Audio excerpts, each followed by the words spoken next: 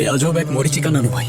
Brain শুধু ছোটখাটো কারণ খুঁজতে থাকে একটু ডোপামিন রিলিজ করার জন্য। তুমি যখন মায়ের লাশ নিয়ে এয়ারপোর্টে আসলে আমি তখনও সেই ঘোরের মধ্যেই ছিলাম। মাকে শেষবারের মতো ভালো করে দেখতেও পারলাম না আমি নানু ভাই। মানুষকে একবার বাঁচানো যায়, কিন্তু যে মানুষ বারবার মরতে চায় তাকে বাঁচানোর সাধ্য আমার নেই।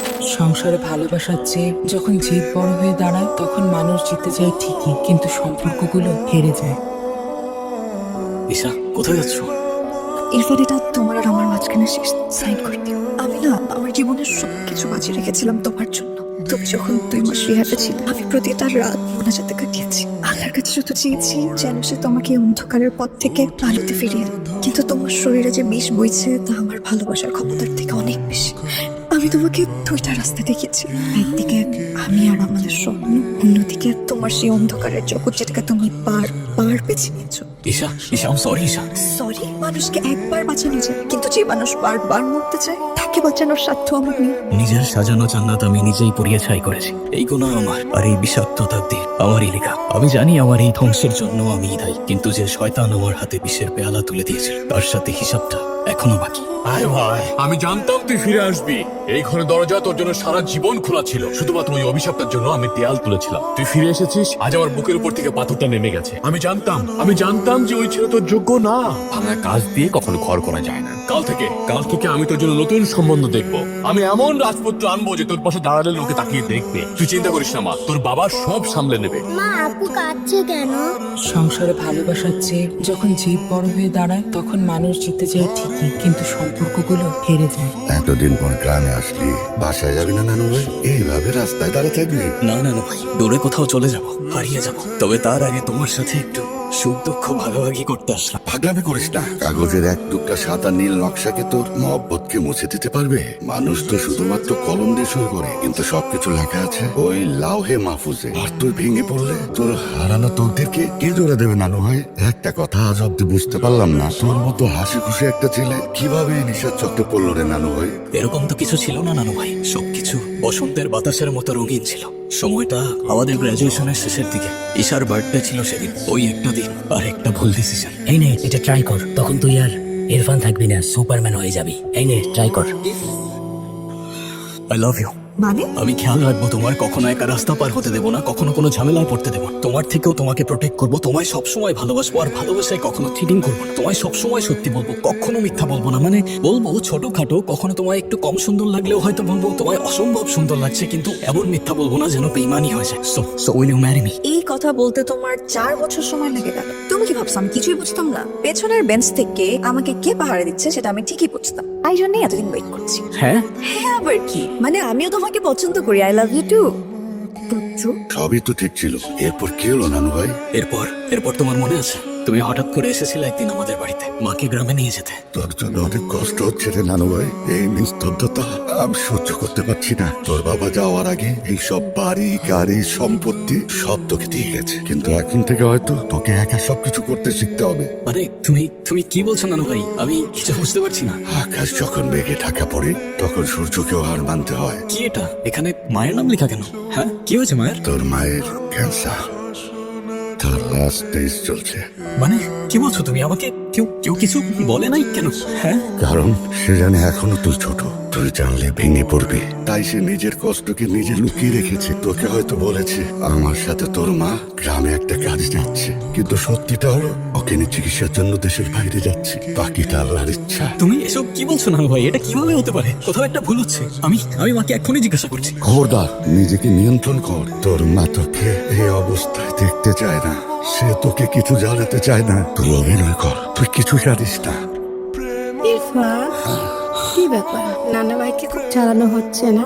আজকে তো আমি আপনার সাথে গ্রামে চলে যাব, তখনও বুঝবে এত বড় বাড়িটা সামলানো কতটা কঠিন।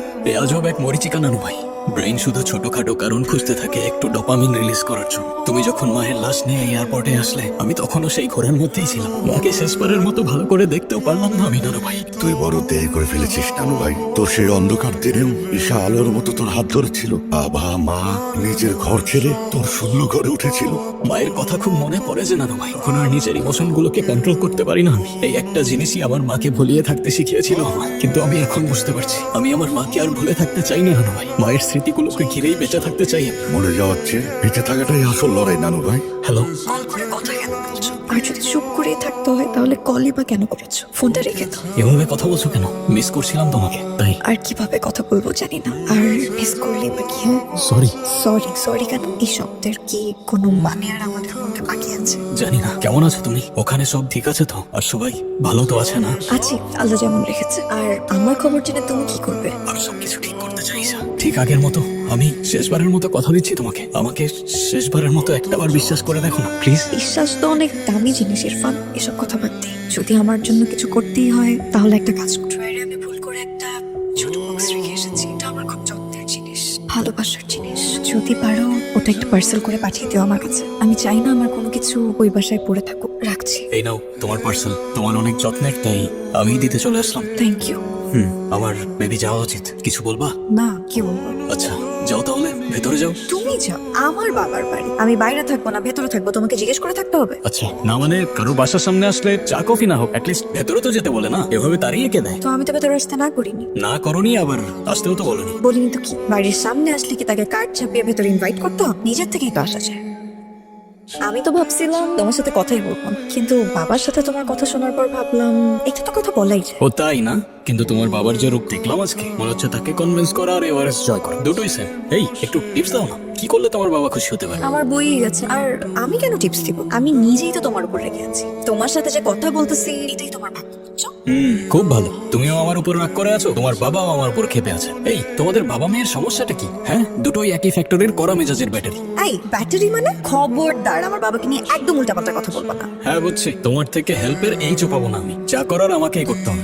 করো, তুমি না বলেছিলে যে বাবার সামনে চোখে চোখ রেখে একদম আমাকে নিয়ে চলে যাবা, তো এখন করো। রাখলাম আমি। ধুর, আমি আর পারছি না ঈশা, ভুলছিলাম আমি। মাউন্ট এভারেস্ট জয় করা হয়তো সহজ হতে পারে, কিন্তু তোমার বাবার মন জয় করা অসম্ভব। বাদ দাও তো এসব, তুমি চলো আমার সাথে। তুমি এতটুকুতেই হার মেনে গেলে? আমি জানতাম তুমি ওই দিন বাবাকে যা যা কথা দিয়েছিলে সব তোমার কথার কথা ছিল। এখন শোনো, আমিও তোমাকে বলে দিচ্ছি, তুমি বাবাকে যে কথা দিয়েছিলে বাবার মন জয় করে বাবার সামনে দিয়ে আমার হাত ধরে নিয়ে যাবে, এভাবে যদি আমাকে না নিতে পারো তাহলে আমিও তোমার সাথে যাবো। তোমার যদি যেতে মন চায় তুমি একা যেতে পারো। এখন আমি করবোটা কি সেটা তো বলবা। ম্যানেজ করবা। তুমি না বললা তুমি বাবাকে ম্যানেজ করতে পারবা, তো করো ম্যানেজ। আরে কিভাবে করবো ম্যানেজ? তোমার বাবাকে ইমপ্রেস করার কোনো রাস্তাই তো খুঁজে পাচ্ছি না। আমি সোজা গেলে উনি উল্টো যায়, আমি ডানে গেলে উনি বামে যায়। একটা মানুষ এতটা রুট কিভাবে হতে পারে? জানো, বাবা না এতটা রূপ ছিল না, খুবই হাসি খুশি একজন মানুষ ছিল, কিন্তু কয়দিন ধরে না বাবার কি যেন হয়েছে, আমাদের সাথেও ঠিকভাবে কথা বলছে না। আমার মনে হয় কি কিছু একটা ঝামেলা চলছে, যেটা বাবা আমাদেরকে বলতে চাচ্ছে না। কি ঝামেলা? সেটা তো জানি না, তবে কিছু তো একটা আছে। আচ্ছা সেটা না হয় আমি খুঁজে নেবো, আমাদের কথাটাই তো হচ্ছে না। তুমি কি এখনো রাগ করে আছো আমার উপর? আমাকে কি শেষবারের মতো একটাবার মাফ করে দেওয়া যায় না প্লিজ? আমি তো আগেই বললাম বাবাকে ম্যানেজ কর, বাবা ম্যানেজ তো আমি ম্যানেজ, ঠিক আছে? হ্যাঁ মা, আসছি। আমি গেলাম। আমার তো বিশ্বাসই হচ্ছে না তুমি এত বড় একজন পলিটিশিয়ানের বাসায় এলিভে ঢুকে গেলে। এই, তোমার ভয় লাগলো না? ভয় তো তাদের লাগে যাদের জীবনে হারানোর অনেক কিছু বাকি থাকে। আমি তো সব হারিয়েই ফেলেছি, এখন হয়তো সব ফিরে পাবো কিংবা নিজেই হারিয়ে যাব। হারিয়ে যাওয়া মানে? ঠিক বুঝলাম। আমি ভাবছি আমি তোমাদের এই বাড়ি ছেড়ে চলে যাবো ঈশা। চলে যাবে এখন, যখন সব ঠিক হতে শুরু করলো? কিছুই ঠিক হয়নি ঈশা, আমি জোর করেই বোকার মতো সব ঠিক করার চেষ্টা করে যাচ্ছি। আমার জন্য তোমার বাবা নিজের বাড়িতেই অস্বস্তিতে থাকছে, এটা আমি আর সহ্য করতে পারছি না। উনি এখনো মনে করেন আমার কোনো পরিবার নেই, তাই আমার কাছে সম্পর্কের কোনো মূল্যও নেই। ওনার এই ভুলটা যতদিন আমি না ভাঙাতে পারছি ততদিন পর্যন্ত হয়তো তোমাকেও সাথে নিতে পারবো না। এই ছোট্ট একটা কারণে তুমি আমাকে সাথে নিতে পারবে না? ছোট্ট একটা কারণ কিন্তু তার ইম্প্যাক্ট দেখো। সেই ছোট্ট একটা কারণের জন্যই তোমার বাবা আমাকে সহ্য করতে পারেন না। আমি আর তোমার বাবার থেকে তোমাকে কেড়ে নিতে চাই না। ইরফান প্লিজ। আমি ডিসিশন নিয়ে নিয়েছি, আমার জন্য তোমার বাবা তোমার পরিবারের সাথে ঠিকমতো কথা পর্যন্ত বলে না। আমি চাই না আমার জন্য এত সুন্দর একটা পরিবার শেষ হয়ে যাক। আমার হয়তো চলে যাওয়াটাই ঠিক হবে ঈশা। ওকে, তাহলে আমি আর কি বলবো, তুমি তো ডিসিশন নিয়েই নিয়েছো। আমার না এখানে আর ভালো লাগছে না, বাসায় যাবো।